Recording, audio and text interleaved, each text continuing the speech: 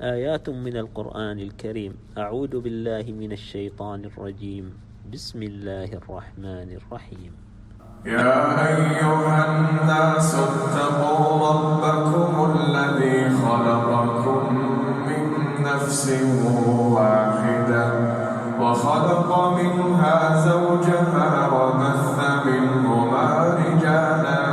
كثيرا ونساء واتقوا الله الذي تساءلون به والأرحام إن الله كان عليكم رقيبا وآتوا اليتامى أموالهم ولا تتبدلوا الخبيث بالطيب ولا تأكلوا أموالهم إلى أموالكم إنه كان حوبا كبيرا وإن خفتم ألا تقسطوا في اليتامى فانكحوا ما طاب لكم من النساء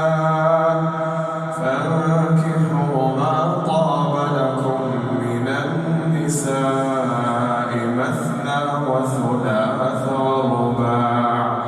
فإن خفتم ألا تعدلوا فواحدة أو ما ملكت أيمانكم ذلك أدنى ألا تعولوا وآتوا النساء صدقاتهن نحلة فإن طبن لكم عن شيء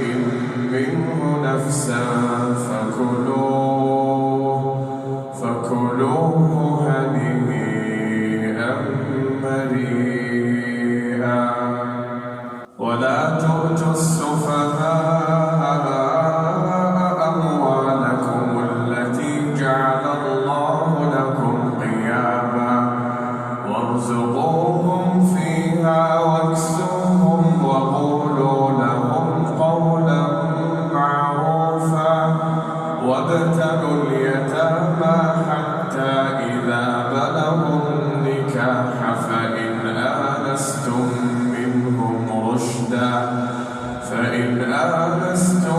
منهم رشدا فادفعوا إليهم أموالهم ولا تأكلوها إسرافا وبدارا أن يكبروا ومن كان غنيا فليستعفف ومن كان فقيرا فليأكل بالمعروف فإذا دفعتم إليهم أموالهم فأشهدوا عليهم وكفى بالله حسيبا للرجال نصيب مما ترك الوالدان والأقربون وللنساء نصيب مما ترك الوالدان والأقربون مما قل منه أو كثر نصيبا مفروضا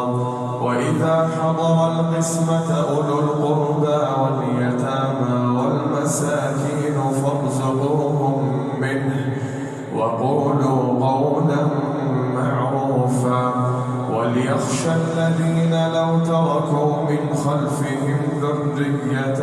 ضعافا خافوا عليهم فليتقوا الله وليقولوا قولا سديدا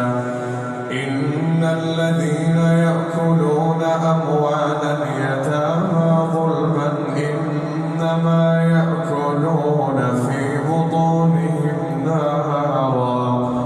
إن الذين يأكلون أموال اليتامى ظلما إنما يأكلون في بطونهم